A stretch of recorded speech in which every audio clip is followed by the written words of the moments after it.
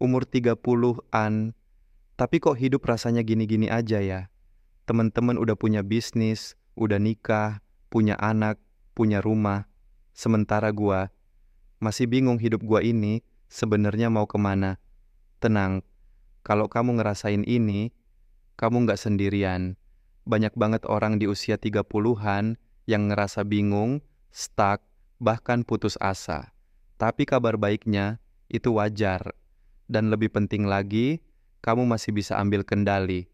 Di video ini, gue bakal kasih 9 hal konkret yang bisa kamu lakuin sekarang juga, biar pelan-pelan kamu nemuin arah lagi. Yuk, kita mulai. Segmen 1. Kenapa kita bisa bingung di usia 30-an?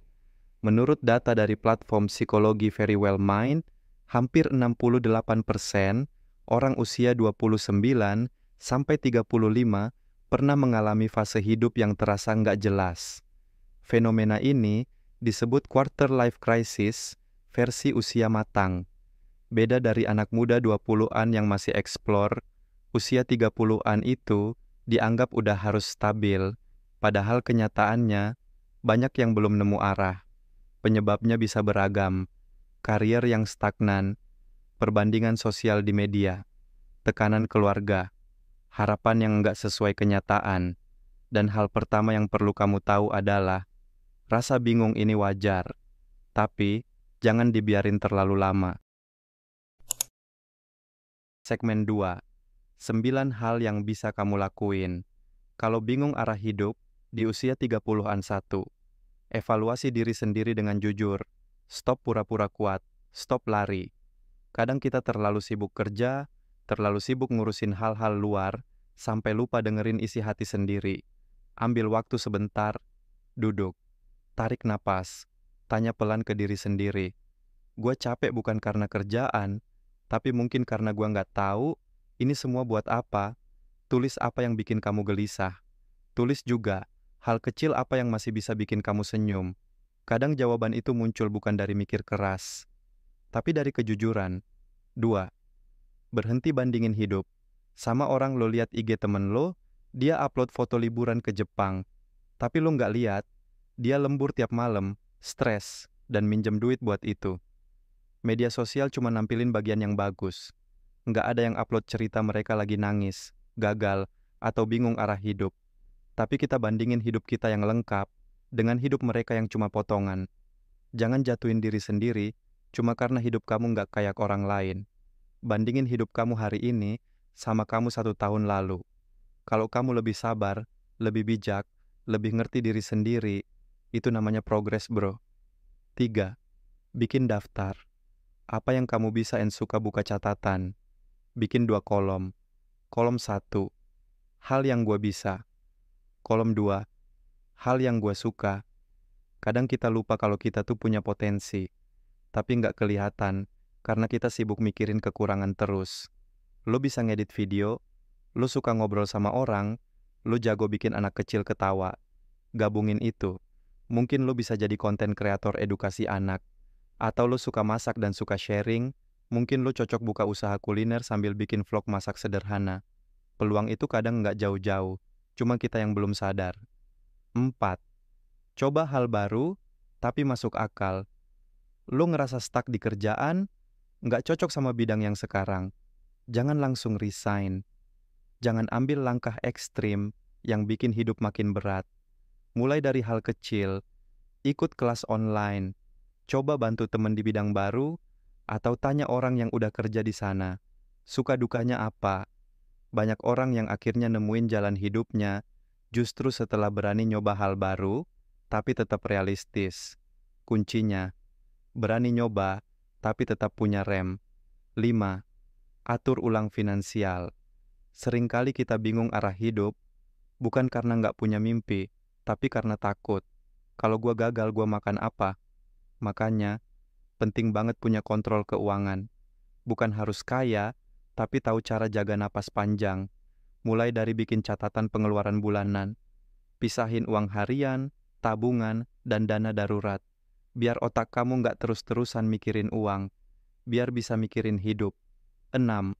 Bangun rutinitas kecil hidup Tanpa arah bisa bikin kacau, tapi hidup dengan rutinitas kecil bisa jadi jangkar. Mulai dari bangun jam yang sama tiap hari, minum air putih, jalan kaki 10 menit, baca 1 halaman buku. Kecil, tapi konsisten. Dari situlah mental kamu dilatih buat kuat, karena nggak semua solusi itu datang dari luar. Kadang dari kedisiplinan sederhana. 7. Ngobrol sama orang yang kamu percaya. Gua udah bingung, tapi gua pendem sendiri. Jangan kayak gitu. Cerita ke orang yang lo percaya, sahabat, saudara, mentor, atau psikolog kalau perlu. Kadang kita cuma butuh 1 kalimat dari orang lain buat ngebuka mata. Lo nggak sendirian dan lo nggak gagal. Nggak ada yang salah minta bantuan. Justru itu tanda lo cukup waras buat nyari jalan. 8. Jangan kejar tujuan besar dulu, durasi, 8 pagi hingga 9 pagi. Kita sering kejebak ekspektasi. Umur 30 harus sukses, harus punya rumah, harus nikah. Padahal kenyataannya, hidup itu bukan lomba. Fokus ke hal yang bisa lo lakuin minggu ini, bukan 5 tahun ke depan. Contoh, minggu ini lo mulai olahraga 3 kali. Minggu ini lo bantu emak masak.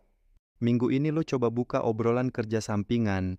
Tujuan besar itu penting, tapi langkah kecil itu yang bikin hidup bergerak. Ingat, kamu nggak gagal, kamu lagi cari jalan. Steve Carell baru main di The Office umur 42. Colonel Sanders baru sukses dengan KFC umur 65. Lo bukan gagal, lo belum nemu jalannya, tapi lo terus nyari. Dan itu lebih dari cukup. Setiap orang punya waktunya sendiri. Yang penting, lo masih mau bangun pagi, masih mau belajar, masih mau cari jalan. Dan percaya deh, satu hari nanti, lo bakal lihat ke belakang dan bilang, gua bangga sama diri gua yang nggak nyerah, walau waktu itu bingung banget.